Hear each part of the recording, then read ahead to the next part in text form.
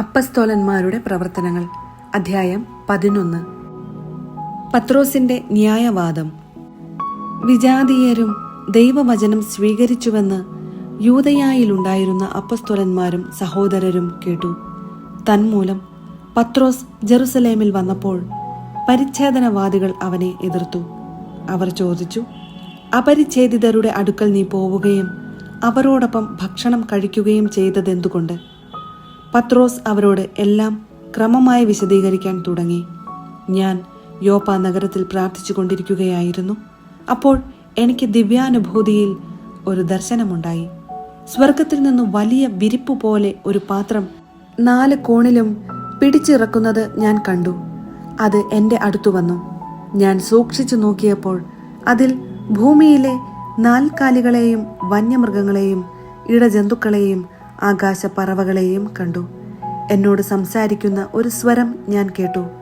പത്രോസേ, എഴുന്നേൽക്കുക, നീ ഇവയെ കൊന്ന് ഭക്ഷിക്കുക. അപ്പോൾ ഞാൻ മറുപടി പറഞ്ഞു, കർത്താവേ, ഒരിക്കലുമില്ല. ഹീനമോ അശുദ്ധമോ ആയ യാതൊന്നും ഞാൻ ഒരിക്കലും ഭക്ഷിച്ചിട്ടില്ല.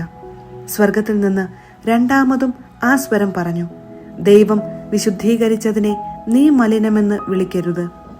3 പ്രാവശ്യം ഇങ്ങനെ സംഭവിച്ചു. പിന്നീട് എല്ലാം സ്വർഗത്തിലേക്ക് തിരിച്ചെടുക്കപ്പെട്ടു.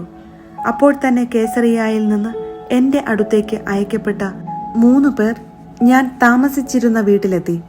ഒരു സന്ദേഹവും കൂടാതെ അവരോടൊപ്പം പോകാൻ എനിക്ക് ആത്മാവിൻ്റെ നിർദ്ദേശമുണ്ടായി.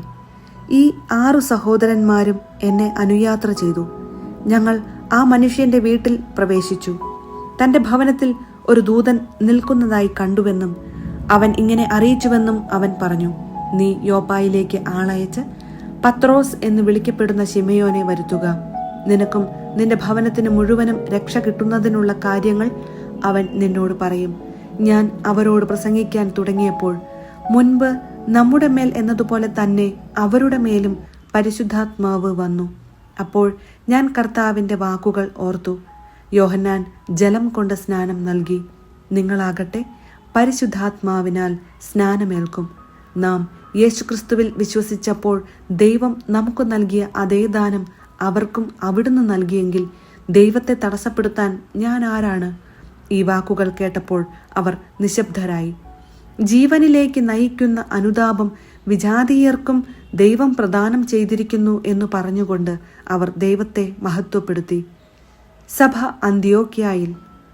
സ്തേഫാനോസിനെ സംബന്ധിച്ചുണ്ടായ പീഡനം നിമിത്തം ചിതറിക്കപ്പെട്ടവർ ഫിനീഷ്യ, സൈപ്രസ്, അന്ത്യോക്യ എന്നീ പ്രദേശങ്ങൾ വരെ സഞ്ചരിച്ചു.